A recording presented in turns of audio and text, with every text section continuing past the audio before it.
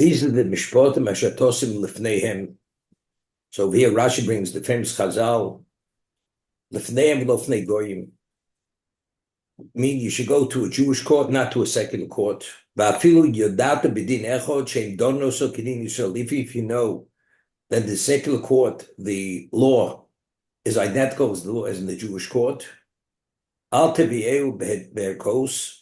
should not bring it before secular judges. If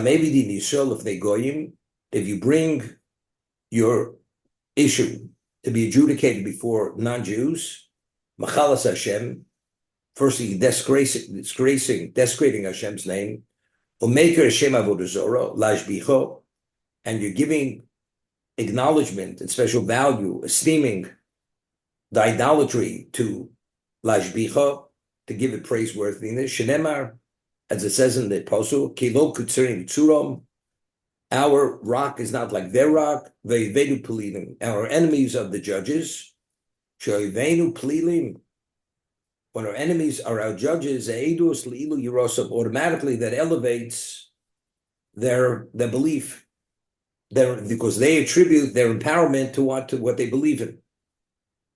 Therefore, going to a secular court is a chil Hashem, because you're giving acknowledgement to what they are. If you don't go to a Jewish court, okay, that's Rashi cites the Medrash Tanchuma. If we look into Medrash Tanchuma, the Medrash tells us. Shekol mi sheminiach dayonik Yisrael v'olech le'umas ha'olam kofa b'HaKadosh Baruch Hu tchila. Firstly, you're denying God's existence. That's firstly. V'achrechein kofa b'Torah. And afterwards, you're denying the Torah. First, you're denying God's existence. And the secondly, shenemar, kilo kutzurenu tzuram, because the Pasuk says, our rock, the base of our belief, is not like theirs. What is it analogous to? The Medrash says, person is deathly ill, and the doctor comes to make an evaluation and diagnosis. So the doctor says to the family, anything he wants to drink, anything he wants to eat, give him whatever he wants. Don't deny him anything he wants. The doctor goes and pays the sick visit to another patient. You have to be very careful. You should not eat this particular food. You should not give him this drink to drink. So they said to the doctor, to the first patient, you said he could eat whatever he wants. And to this patient says, no, he's permitted to eat this, he should not eat. He said to them, to the people who asked the question, the first person who's not well, he's destined to die. Doesn't make a difference what he eats, what he's fed, what he drinks. Whether he eats this food, whether he doesn't eat the food, he's dying in either case. But the other person that's destined to live, he should not eat that particular food because it only intensifies his illness and will bring about a decline in his health. The laws which pertain to the nations of the world,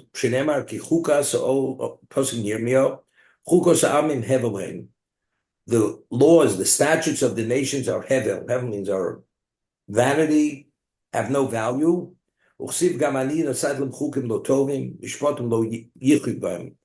have laws which are not correct and rational laws which they will not be able to live by them, meaning that will not give them any degree of existence. But to the Jewish people, I've given mitzvahs, commandments, and statutes which are good. You should observe my statutes and my mishpatim, my rational laws. If you keep the Torah, that will engender life. So therefore, you should go to the Jewish court, not to the non-Jewish court, because their laws are rooted in nothingness, and it doesn't engender life. So, but The question is, it says, if you go to them, firstly, you're denying Hashem's existence. Secondly, you're kafir b'Torah. You're rejecting the Torah itself. What exactly is it? It seems to first you're rejecting Hashem, kafir by Kodesh Baruch Hu. Secondly, kafir b'Torah. What exactly are these two things? The Chofetz Chaim asked a question. Rabbi Yisrael Kalatsky asked the same question. The Torah tells us that Mishalim, the son of Navido, that those who God despises, God's enemies, he pays them their reward in this world, that they should go to the oblivion when they pass away, that they have no share in the world to come. So the Chofetz Chaim, Rabbi Yisrael Kalatsky asked a question. The Mishnah tells us in the Pirkei Avos, Schar b'Ha'el Meleko, that the innate value of a mitzvah is so unlimited that there's not enough years that a person could live. There's not enough good in this existence that could compensate, reward a person for a mitzvah. So how does Hashem pay a person off in this world for the mitzvah he does if the payment is unlimited? God is shortchanging that person. There should be a tremendous balance, even after he's paid off, whatever he receives. That's the question the Chofetz Chaim asked, and Rabbi Yisrael asked the question. So Rabbi Yisrael gives a very simple answer. He explains that a person goes into a restaurant and the person has an unlimited amount of money. And he goes to the restaurant and the maitre d' says, he gives him the menu and he chooses the best thing on the menu. And the maitre d' says it's going to cost you $50,000 for the main course, which is an outrageous number. So the person says, is that what it costs? He says, yes. Could you afford it? The person says, yes. But you realize that what we charge here, it's endlessly more than they charge anywhere else. He says, it doesn't make a difference. I value this to that degree. I'm willing to pay the price, even though it's multiple times of what its real worth is. Because this is what it's all about. A person's a Russia, he doesn't have any interest in having a relation with God. He has no interest in the world to come. So whatever merit he has, he's willing to exchange it to even something which has limited value.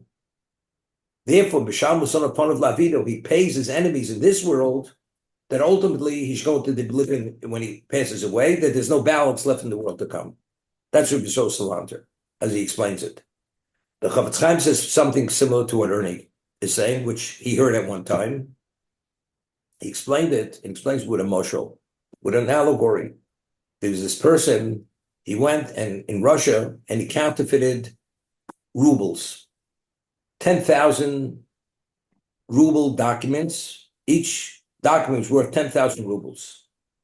He comes in with a suitcase and the counterfeit was done perfectly. You couldn't discern between the counterfeit ruble and the authentic ruble. He brings a trunk load of these rubles to the treasury in Russia, to the wherever it was, Moscow, Leningrad, and he meets the minister of the treasury, and he says, I'd like to exchange this for gold. He says, you want to show me rubles? He says, I have about $10 million worth of rubles here. He says, show me one of the doc. He looks at it, and after he looks at it, he says, you deserve to be taken out for a firing squad and shot. He says, what are you talking about? Tell me. Because it's counterfeit. He says, how do you see it's counterfeit? Compare it to any other ruble. It's identical the same. Why are you saying it's counterfeit? He says, you made one mistake. He says, if you take the ruble that you've done, even though the printing is perfect, but there's a watermark on the paper that the authentic ruble is printed on as the watermark of the czar. And your paper doesn't have that watermark. If that's the case, your ruble is counterfeit. And therefore you deserve to be killed, to be shot dead. He says, if you're smart, take your paper, disappear. But if you keep continuing, you're not walking out of here alive. That's what the Minister of Treasury tells him. So the Chofetz Chaim says, a person does chesed because he feels it's the right thing to do. It's unrelated to Hashem. He's doing a very beautiful act. It mimics what Hashem wants, but it's not connected to God. It begins with him and ends with him. God's watermark is not connected to that act. Anything that Hashem's imprint is on that act, that has infinite value. The world being finite, having limitation, you can't be paid off in this world. But the Russia, who's disconnected from God, when he does it based on his own vantage point, his own value system. Therefore, he can be paid off in this world, and a person does it for the right reason, minimally, he believes in God, that reward cannot be paid off in this world. That's what the Chavetz says. Similar to what you're saying, or identical to what you're saying. Some say what you're saying is correct. And see, the Chavetz answer doesn't really fully answer it. Because what happens if the person originally did the mitzvah for the right reason, then he chose to become a Rasha. So how does he pay? He can pay him off for any mitzvah he does afterwards, but the mitzvah that he originally had done, where he had done it with the right intent, that should have infinite value. So how does he pay off that Rasha? And you can say, well, that Rasha can't be paid off in this world. It seems to be. He pays off Rishoim, Lavidom, to go into the oblivion. Right? But the way Rishon Slanta is explained, doesn't make a difference when the person became a Rasha. If you're willing to exchange your world to come for this world, each person has his own prerogative. You could give it up for whatever you want to give it up for. Therefore, after everything's said and done, there's nothing left. Count is closed. The person has no share in the world to come. So I'm saying this, what we've been discussing till recently. What is the objective of this? What was the objective of creation? The world itself is what is a blueprint. The Torah is the blueprint for this world. The objective is Torah. What is Torah? Torah is emes. Torah is truth. If you want to have a relationship with God, you have to perfect your neshama, and you have to flesh it out with the mitzvahs, which is God's wisdom. That's emes. Hashem is emes. Chosom Shal Kodesh Baruch Hu is emes. His signet is truth. The Torah is truth. And if the Jew lives by truth, that means the imprint on the neshama of the Jew is truth. You have a relationship with God. The mitzvahs we have, the Torah we do, the reason why we do it is because God commanded us to do that, to do the mitzvah. So let's say you have a law, somebody damaged you, and you go to a secular court. The secular court has nothing to do with emes, as we discussed yesterday. If you meet the criteria of a Jewish court, then it's Elokim Nitzim Das Kel. The judge, the ruling is God's ruling. That ruling is emes, that ruling is din. That's divine, that's a divine verdict. It's not a human verdict, it's divine, because if the judges meet the criteria set by the Torah, then it's Elokim Nitzim Das Kel. But if you go to a secular court, that adjudication has nothing to do with God, has nothing to do with anything. And it doesn't meet the criteria of emes. It's a different level of emes. For instance, the law is a second court, one judge is enough. Relatives could testify. Person has a conflict of interest could testify. So the level of verification of evidence to that degree, which is Torah sets forth, has no relevance to the secular court.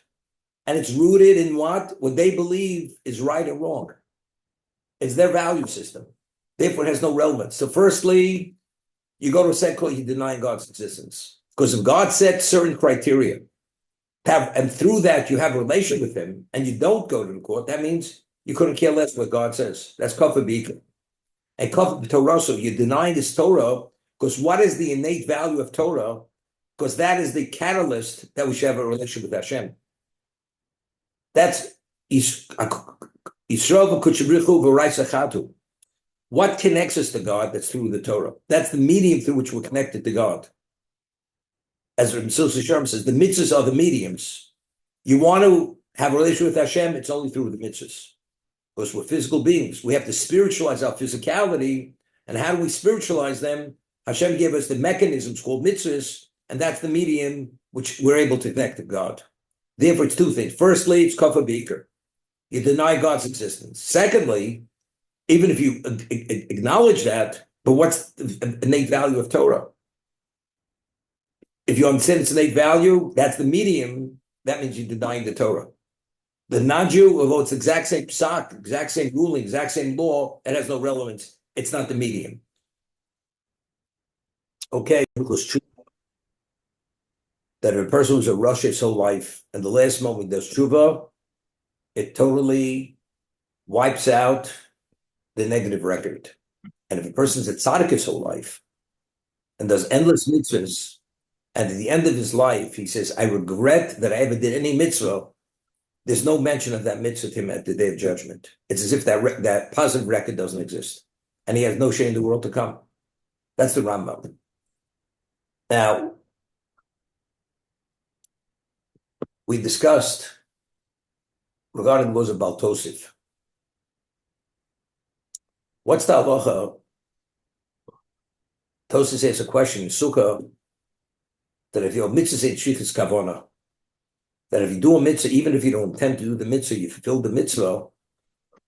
If that's the case, there's a mitzvah of what? To do the mitzvah with danuim, to wave the lulav when we do the mitzvah. And also, when you do a mitzvah, you're supposed to say the bracha before you do the mitzvah. It's called ovelas yosab. The mitzvah has to be predicated on a bracha. So when do you say the bracha? You take the lulav and the esrog in your hand, the dalim meaning, and you say the bracha. But if your mitzvah saying shlichus kavana, you're ready to fulfill the mitzvah. So how do you say the bracha after you've already taken the lulav if you're ready to fulfill the mitzvah? That's Tos's question in Sukkah. If your mitzvah saying shlichus kavana, that even if you don't intend to do the mitzvah, just by engaging it, you're ready to fulfill it. So once you've taken the esrog lulav in your hand, how do you say the bracha? It's post facto. It's like after you eat the kazais of matzah, you want to say bracha al achilas matzah. Can't say the bracha anymore because you're ready to fulfill the mitzvah. That's Tos's question.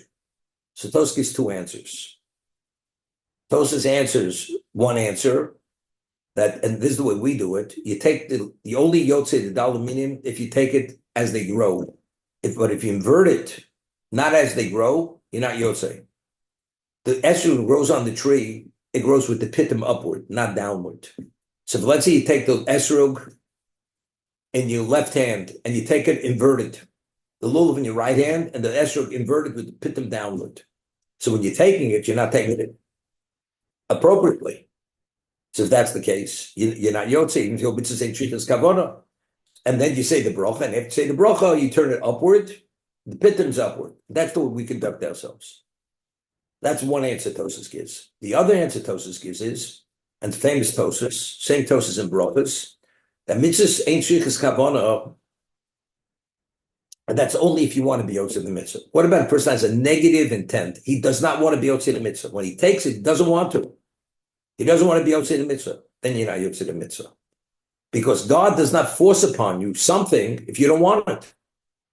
God says, you do that, you get credit. First, I don't want to be credit. I don't want credit. The person has the right to say, I do want, I don't. Like we say, if I do something which is advantageous to you, although it's unbeknown to you, I can represent you. What about if I make a statement, I don't want anybody representing me, regardless of what you want to bring me value. You can't represent the person against his will. Identity, Hashem does not force a person to take reward. You don't want it, you're not yotze. So if you take the daled minim and you have in mind you don't want to be yotze the mitzvah, you're not yotze the mitzvah. So initially when you take it, you have in mind you don't want to be yotze the mitzvah. And after you're holding in your hand, I don't want to be yotze the mitzvah, you say the bracha, and say now, when you say the bracha, now I'm ready to be yotze the mitzvah. As a result of that, the bracha precedes the fulfillment of the mitzvah. That's Tos's other answer. It's the same idea. Person has mitzvahs his whole life, and right before he passes away, the person makes a statement, I regret any good deed I ever did in my life, any mitzvah I did. I want nothing to do with it. He has no share in the world to come. Because share in the world to come is a gift. Hashem is gifting you. You have a relationship. That person says, I don't want a relationship. I don't want it. God says, you don't want it? Then we have no relationship. As a result of that, there's no mention of any mitzvah he ever did throughout his life for that reason. Insurance not the right word. The halacha is, the Gemara says in a number of locations that when you ever say bracha on a mitzvah, the bracha has to precede the fulfillment of the mitzvah. So if you have the opinion, mitzvahs ain't shlichus kavana, that even if one does a mitzvah, even if he has no intent whatsoever, he fulfills the mitzvah. So when you take the daled minim, take the lulav and the esrog in your hand, even if you don't intend to fulfill the mitzvah, of lulav, the moment you take it in your hand, you fulfill the mitzvah. So if that's the case, once you fulfill the mitzvah, how do you say the bracha afterwards? That's Tos's question. According to this opinion. So he answered, either you take the esrog inverted, because you only fulfill the mitzvah if you take it in the manner in which it grows. And since the esrog grows on the tree with the pitum upward, not downward, so initially take it downward when you take it in your hand, and you say the bracha, and after you say the bracha, then you turn it upward. As a result of that, the bracha preceded the fulfillment of the mitzvah. That's one answer he gives. The other answer he gives, the person before he takes it, he has in mind, when I take the daldaminim, I don't want to be yosei the mitzvah. I don't want to be accredited for the mitzvah. So if that's the case, the moment you take it, you did not fulfill the mitzvah. And then after you say the bracha, now I'm ready to do the mitzvah. The bracha states, I'm commanded to do the mitzvah, and now I'm doing the mitzvah. That's Tos's other answer. Rabbi, why would a person pick up the book? Bernie said, if you hold schar b'alma eleko, that a mitzvah has such infinite worth, even one mitzvah, so a whole lifetime of mitzvahs, if a person says, I'm not interested, why does he forfeit everything that he's ever done in his life? That's why I mentioned Tosas in Sukkah, that he gives this answer that Hashem doesn't force anything upon anyone. If you don't want it, then you don't have it. Good, Alan. Yeah. You pick the Eved Ivrit. If you purchase a Hebrew slave, Sheishanim Yavod, 6 years he works, and the 7th year he goes out without payment, without payment. He doesn't have to reimburse the master for anything. He doesn't have to buy his freedom. He's automatically released after 6 years. Let's say the slave would say, I want to stay more than 6 years. There's no such thing. We discuss if he wants to stay more than 6 years, then he has to stay till the Jubilee year. And there's a process. But it's either 6 years and the 7th year is free, or he goes until the Jubilee year, and you have to follow the procedure of the all in the year. And it has to be consulted with the Bezdin. The Bezdin has to be agreeable to this, that he should be able to extend his servitude to his master. Okay? So there's a number of questions. Rabbeinu Bachi has a question. We know post-Sinai, the classification of the Jews referred to as Yisrael, not Ivri. Ivri is pre-Sinai. And here it says, Kisikne Eved Ivri, a Hebrew slave, should be a Jewish slave. Why is it Eved Ivri? Right? I mention this to Rabbeinu Bachi every single year. So Rabbeinu Bachi explains, the Gemara says, why after 6 years, if he says, I love my master, I love my wife, who's not a Jewish woman, she's a Canaanite slave, and he's had children from her. I love my children, although they're not his children. Then it says, Vigisho Adorov Eladel Subzuzi, takes his ear, puts it to the doorpost, and puts a hole through the cartilage of his ear, his right ear. So the Gemara in Kedushin asks, why the door, and why are you putting the hole through the cartilage of the ear? Why? So the Gemara explains that one of two reasons a person can be sold, either because he stole and he can't reimburse the one he victimized to reimburse him for what he had taken, so they sell him to slavery, and the sale value is given to the person to compensate the person, or a person falls on hard times and he can't support his family, and he sells himself into servitude, and he's paid a certain amount of money, so he's agreeable to be a slave, to receive money, for whatever reason, to pay debts, to support his family. So one is called Mocher Atzmo. If he sells himself to servitude, that means it's called Mocher Atzmo. He sold himself. The other one is what? He was sold against his will by the court, because since he had an obligation to repay the person he had victimized, that's called Mocher Bezdin. There the court sells him. Mocher Atzmo is when it's through his own initiative he sold. The other one's Mocher Bezdin. Now, but the Torah said at Sinai, lo sigzol, you're not permitted to steal. The ear that heard at Sinai, you're not permitted to steal. And he went and he did steal. That means he had some kind of hearing deficiency. He wasn't able to internalize and comprehend the full thrust of what it is. Therefore, if he says, I want to stay and remain in the state, you put the hole through his ear to indicate he has this deficiency. And if it was mochar asatzmo, he sold himself as an indentured servant. With Sinai, we became God's subjects. And the inference is, we're not subjects of subjects. How do you sell yourself to a commoner? If you're a subject to the king, it's a disgrace to the king selling himself to a commoner. Evidently, it didn't resonate. And because it didn't resonate, therefore there's a deficiency. You put the hole through the cartilage of the right ear to indicate that. That's the Gemara. So what exactly is indicated here? This person has some kind of deficiency. Sinai did not resonate by him. As a result of that, what is his mindset? He's a pre-Sinai Jew. He's not a post. If he'd be a post-Sinai Jew, he wouldn't have stolen and he wouldn't sell himself into slavery. That he did, it's an indication that he's still in the pre-Sinai state, not in the post-Sinai state. That's Rabbeinu Bachir. Therefore, the Eved here is referred to as Eved Ivri and not Eved Yisraeli.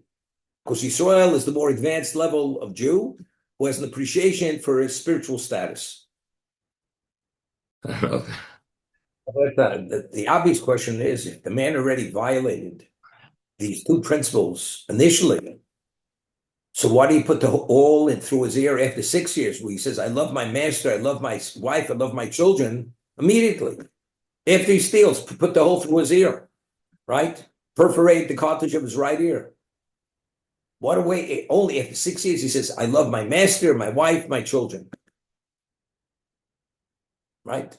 Evidently, it didn't resonate initially because he stole or he sold himself. Right? So what you're saying now really is answered. Initially, a person would do tshuva. Do tshuva, I stole, I did made a mistake. But after being 6 years in a state where you were turned into, normally a Jew is not permitted to be with a Canaanite woman. It's a Torah violation. But if you sell yourself into a slave, what do? You turned into a breeder. You're breeding children for the master. The woman's not your wife, and the children, pedigree-wise, are not your children. That's what it is. So if they already put you in a situation which is disgraceful, you've been reduced to it like an animal, and after you reduce to that level, you say, Haftis, Adoni, I love my master. I mean, you haven't woken up yet. I love my wife. She's not your wife.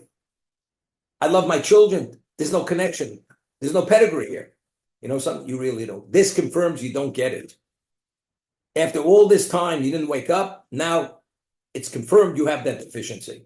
Therefore, only after 6 years do you put it through the ear, and not initially when he steals and he can't pay can't pay the victim, or he falls in hard times and he sells himself for that reason. Baruch Hashem asks a question that, Shabbos, we have cycles. We have 6 days, ordinary days. The 7th day of Shabbos is Kodesh. And that's an ongoing throughout the year, 6, 7, 6, 7. Sabbatical year, right? 6 years you work the field, agricultural, it's the agricultural society involved. During the 7th year, Shabbos Lashem. Land remains fallow, you're not permitted to work the field. Shabbos, what is Shabbos Lashem? I once mentioned in Rabbeinu, name of Meir Simcha, Shabbos is Benod Lamokum.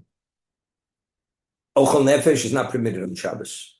Like the Mishnah tells us in 2 locations, what's the difference between Shabbos and Yom Tiv? Shabbos, Yom Tiv, Ochel Nefesh is permitted. Food-related activities are permitted, as we learned in Be'yo. Shabbos, no malacha. Every one of the 39 classifications of creative activity, you're not permitted. So he says, what does that say? So Meir Simcha says, Shabbos is Benod Lamokum. Shabbos, we have to focus on a relation with God. Yom Tiv is what? Not only Benod Lamokum, it's Benod L'Chavero. Freshly baked foods, cooked foods. We transport from domain to domain. We have freedom of movement. Shabbos, there's no freedom of movement. You can't go out of your domain, transporting, carrying out a domain to bring things to a fellow Jew.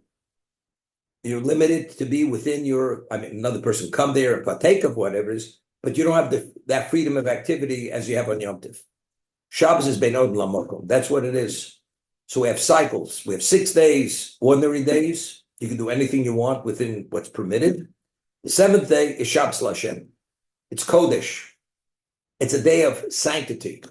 Shabbos is Me'on L'Habo. Shabbos is a summons to the world to come. What does that mean? That although it's a 24-hour day, 25-hour day, but in its innateness, the spirituality of Shabbos has a semblance of the world to come. You have a relationship with Hashem on Shabbos that the only time you have that type of relationship is in the world to come. That's what it is. So Rav Kalatsky explains that the neshama of a Jew, after being exposed to 6 days of ordinariness, it needs what we call a spiritual reinvigoration, a spiritual recharge. And that's the 7th day. That's why it's always 6 and 7. The way it's like a 6-day battery. After 6 days, you need that recharge. Yeah, you need that spiritual reorientation. And if you go beyond 6 and you violate Shabbos on the 7th, you affect your neshama. Your neshama becomes debilitated. Of course, it's only the way it's created.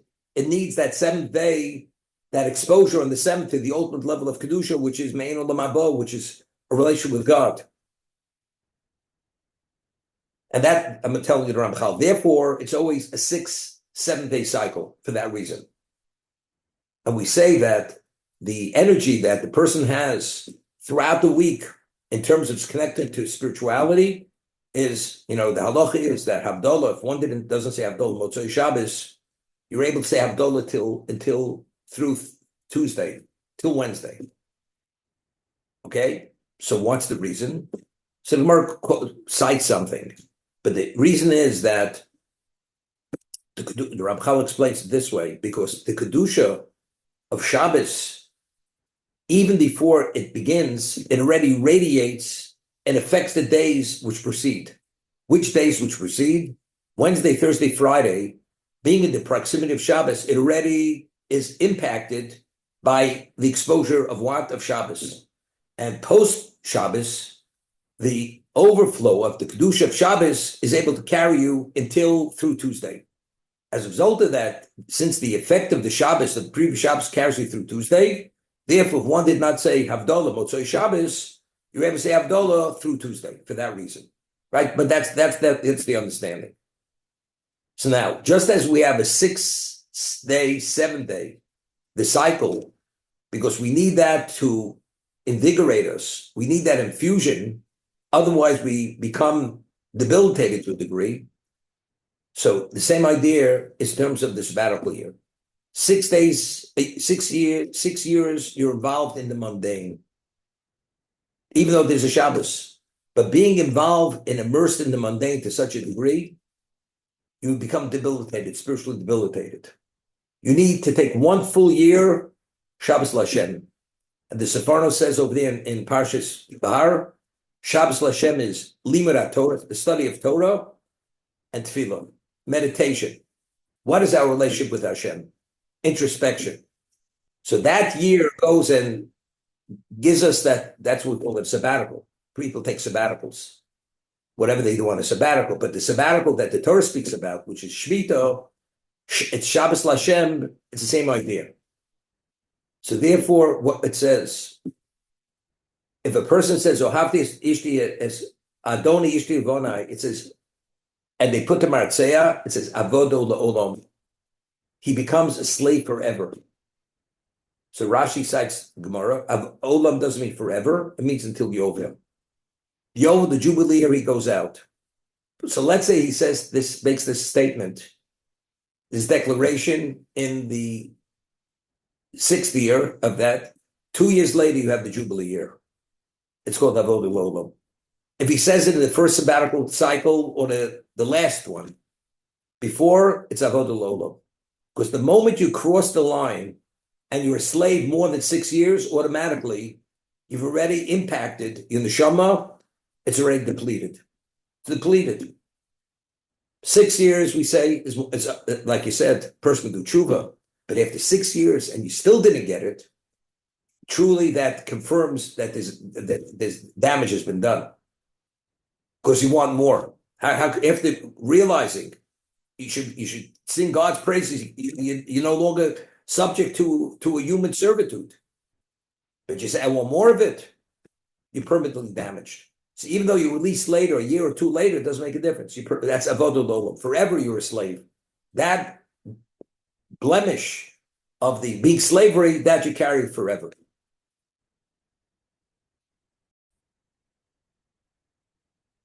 Im Adonai Yitin lo isha, if his master gives him a wife. V'yoda lovonim, and the woman bears sons, obonos, sons or daughters. So isha v'leti l'adonai. The woman and the children belong to the master. V'hu yotzi begapo, but he leaves with his garment. He came without a wife, without children.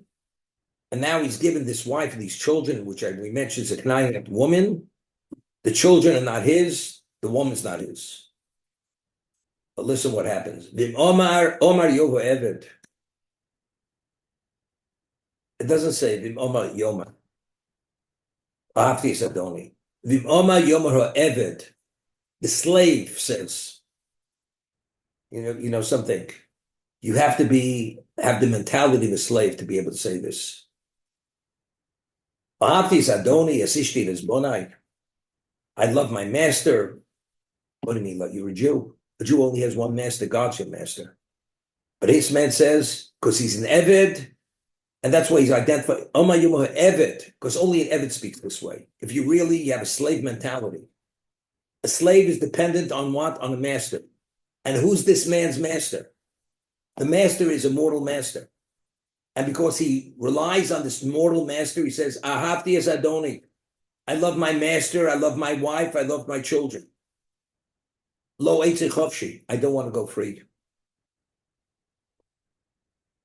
We say in Pirkei Avos, the word cherus, it says that luchos, it was choros ala luchos. The 10 Commandments were choros. They were engraved on the tablets. So the Mishnah says in Pirkei Avos, Atikre choros el cherus. The only true free man is the one who engages in Torah study, who engages in Talmud Torah. This person says, Lo eitzi chofshi. I don't want to go free. What do you mean you don't want to go free? Who doesn't want freedom? No, because if I have my master and I have everything, freedom has no value. And you know why? Imam Yom Ha'eved doesn't Imam Yomar Ha'eved, because you are an Eved. You have that slave mentality. Therefore, you're totally dependent on what? On a master. But if you understood God's your master, you're a subject, you're not a slave. So this man, by saying this, what is he saying? This man's saying, who is my master? God's not my master. Even though, of course, he believes in God, but that's all he doesn't. But in terms of the actualization of his life, the internalization of his reality, whose is the master? Who's his provider? His provider is the mortal master. Although this is not reality. But if you're a slave, that's the slave's reality. Now, there's an interesting Mishnah. The Mishnah says of Hagigo, a person was Chatzi Eved Chatzi Ben Chorim. Person was owned by Eved Kanani. Not a Jewish slave. Eved Kanani, Canaanite slave, and he has 2 masters, and one emancipates him, one frees him, and the other master, Jewish master, retains ownership. So this is called Chatzi Eved Chatzi Ben Cholim. He's half a free man, he's obligated in all Torah mitzvahs. The other half, being a Canaanite slave, he's only obligated to keep the mitzvahs of a woman. But since his reality is he's half is a free man, he has to do the mitzvahs of what? Of a man. Because he's a Jew. What about Aliyas Regel? There's a mitzvah 3 times a year you have to go up to the Temple Mount. Liros is Odom Hashem. To see the master God. Does he go up does he go Aliyas Regel? So there's an opinion says no, that even though he's he's absolutely a free man, he has an obligation of a regular Jew, he's potum in our regular. Why? Because when it says he goes up to liros esa odin Hashem, mi sheish lo odin echod, lo mi sheish lo shnei adonim. The person has one master, the person has two masters. This person has two masters. Half of him that is a free man, he has only God as his master. But since half of him is he's his canonic slave, what does he have? He has another master. And the Torah says, who's obligated to, for aliyas regel, to see the master Hashem? If you have one master, if God's your only master, then you have a master. If you have two masters, you have no master. You have no master. So if this man is saying, Ahaftis Adoni, because he's Nevid, how does God play a role in his life? Not as a reality. As a result of that, you know what you do? Now, Ernie's question. Let the guy do tshuva. This guy, his mindset is like a slave. This guy's really damaged goods. What he heard at Sinai, it didn't resonate with him. And therefore he could say, Avdi Adoni, I love my mortal master. I love my wife, although she's not my wife. I love my children, although there's no pedigree here, no connection. Therefore, you put the all through his ear, because to indicate and confirm that this guy's off the skids. Rabbi, if you have 9 people for a minyan, can you count for the 10th? No.